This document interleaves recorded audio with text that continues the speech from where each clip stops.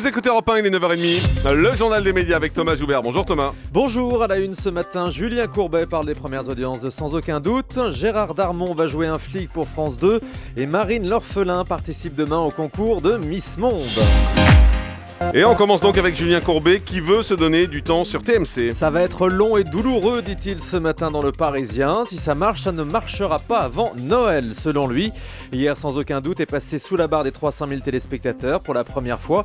Mais Julien Courbet se veut confiant. Il observe qu'il n'a pas perdu de téléspectateurs depuis le début. Quelques ajustements ont déjà eu lieu avec un rythme plus lent.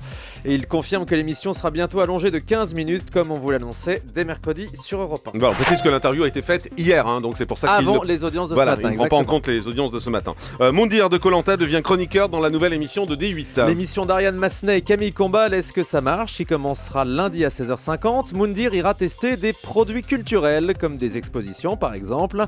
Il s'agira d'une pastille enregistrée. Sur le plateau, on retrouvera Justine Fraioli, Viviane Blassel, journaliste mode à TF1, Francesca Antoniotti, l'ex-candidate de la Starac, Xavier Le Herpeur, un journaliste cinéma, et une surprise, Bernard Montiel. Ils analyseront chaque jour l'actualité culturelle pour savoir donc est-ce que ça marche. TF1 diffuse ce soir le deuxième épisode de Masterchef. Et ce soir, les candidats cuisineront pour le jury de The Voice. Florent Pagny, Garou, Jennifer et Louis Bertignac goûteront tous les plats. Parmi les candidats, vous avez peut-être repéré Séverine la semaine dernière, cette jeune fille avec les dreadlocks sur la tête et un caractère bien trempé. Écoutez-la au micro d'Europe 1. Alors se voir à la télé, c'est vraiment dur. On se reconnaît pas. Je savais pas que j'avais un accent aussi, aussi prononcé. Je pensais que j'en avais pas. Mais c'est vrai qu'on entend ma voix parce que elle porte. Et puis mon look passe pas inaperçu forcément. Mais j'aime être comme ça. Je m'assume complètement. Voilà, moi je suis la Rasta Woman de l'émission cette année. Je suis heureuse vraiment d'avoir participé à Masterchef parce que franchement c'est le changement de ma vie. Carrément, le changement de ma vie. Gérard Darmon va tourner une série policière pour France 2. Un tournage qui commencera le 18 décembre en Corse et à Marseille. Cette nouvelle série intitulée Crime et beauté sera composée de 6 épisodes de 52 minutes.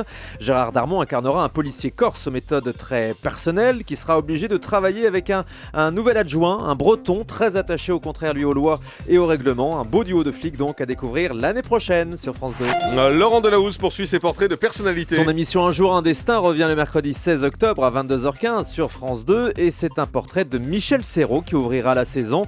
Dans les semaines suivantes, Laurent Delahousse consacrera son émission à Jacqueline Maillan, aux frères Léotard et à Mireille d'Arc. Marine L'Orphelin représentera la France demain au concours de Miss Monde. La cérémonie se déroule cette année à Jakarta en Indonésie. Elle sera retransmise en direct à partir de 14h sur Paris Première, commentée par Sylvie Tellier, la présidente du comité Miss France. Et selon elle, Marine L'Orphelin a toutes ses chances, même si ça fait bien longtemps que les Françaises n'ont pas gagné. Écoutez Sylvie Tellier. Elles n'ont pas gagné depuis 60 ans, c'est vrai. Par contre, depuis 5 ans, elles se placent systématiquement dans les 15 finalistes.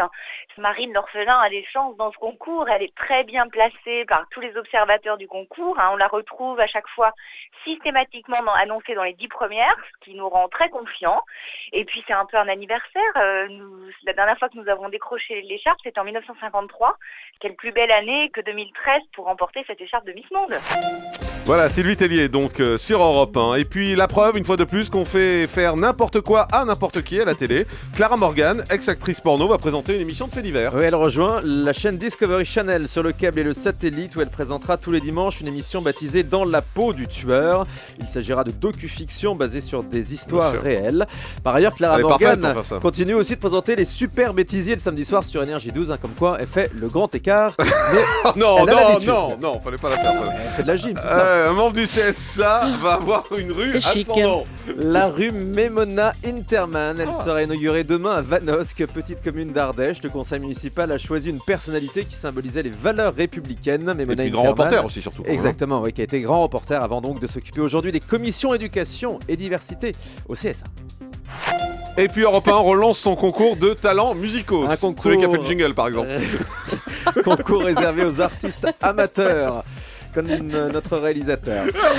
Ils n'ont pas encore de contrat avec une maison de disques. Ils veulent participer à l'émission. Eh bien, envoyez dès aujourd'hui une maquette de 3 titres avant le 21 octobre. Je cherche pas des chroniqueurs aussi, parce que vu ce que vous bafouillez aujourd'hui.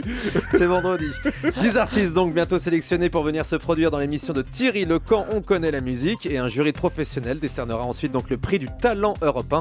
Toutes les infos à retrouver sur europe1.fr. Ce sera plus compréhensible que ce que je dis. Et ça évitera de marcher sur le jingle. On termine avec le chiffre du jour. 3h55, c'est le temps moyen qu'on passe chaque jour devant la télé. Chiffre publié par Médiamétrie pour le premier semestre 2013. Petite baisse par rapport à l'année d'avant. 4 minutes de Oh mon moins, Dieu. ça continue.